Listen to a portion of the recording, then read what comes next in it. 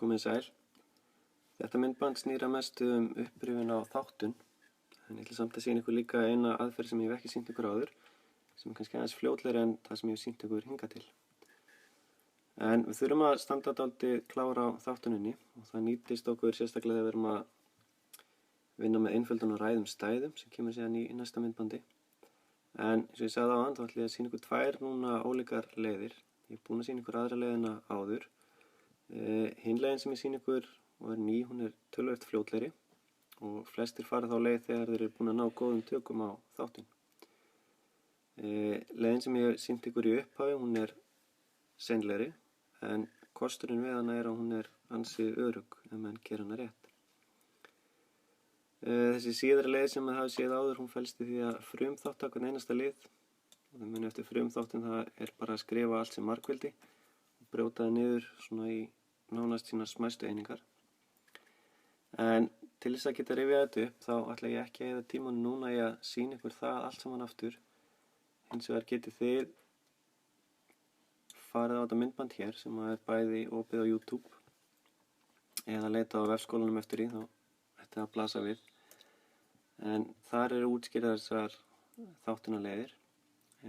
Samt ætla ég að rúlla glærunum í gegnum á eftir, en bara þannig að það eru skjáskot af þeim. Þið getið að setja pásu í þessu myndbandi og aðeins rifja þau upp.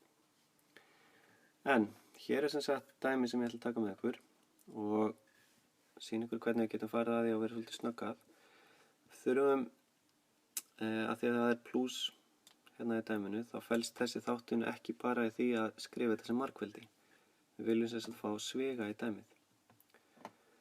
Og þá get ég byrjað að spyrja mig, er eitthvað sem er sameiginlegt hér og hér? Til dæmis einhver tala eða bókstafur sem gengur upp í báða liðina. Og oft sér maður það strax. Og hér til dæmis ættu flestir að sjá að 5 gengur upp í báða liðina. Og það sem við ætlum að gera er þá að deila með 5 í báða þessa liði. Hvort sem við gerum það svona formlega með að skrifa það inn á eða bara gera það í hugunum. En af því við erum að deila með 5, þá er það sem sagt það sem við setjum fyrir framan sviðan. Og þá er spurning hvað það var inn í sviðanum. Ef ég gerir 5x og deili með 5, þá get ég stytt út 5-una og það var bara eftir x þar. Og það langt síðan ég lærði að 10 deilt með 5 er jafnt 2. Þannig að þetta er það sem kemur þá inn í sviðan. Þetta er það sem er eftir þegar ég er búinn að deila með 5 í báða liðina og þess vegna kemur það inn í sviðan. Og maður getur líka að sé þetta fyrir sig bara með að spyrja sjálfan sig ef ég er í skrifan undan. Ég er búinn að átta með því að 5 er það sem er sameiginlegt í þessum 2 liðum hérna. Og þá getur ég spurt mig okkur 5 sinnum hvað er jafnt og 5x. Og þannig veit ég að það hlýtur að vera x hérna.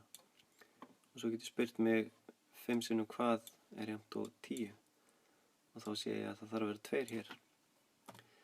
Þannig að þetta er svona leið sem er nokkuð fljótleg. En hérna til gamans er hin leiðin sem ég sýndi ykkur í bæði 9. bekk og eins í einhverju gömlu myndbandi.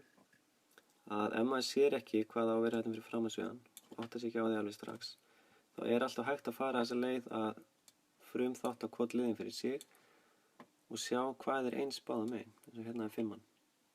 Þess vegna fyrir hún fyrir framan sviga og það sem er eftir þegar ég tek 5-una í burtu, og það er x og 2 og það fyrir inn í svigan.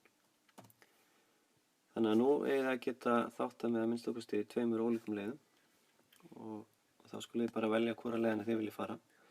Eins og ég sagði þið getið rifjað upp þessa leið hér í eldri myndböndum en rúllaði gegn bara eina skjáskotum af því. Og þið getið þá sett á pásu, lesið textan, en ég ætla ekki að reyna að hafa þetta myndband of langt.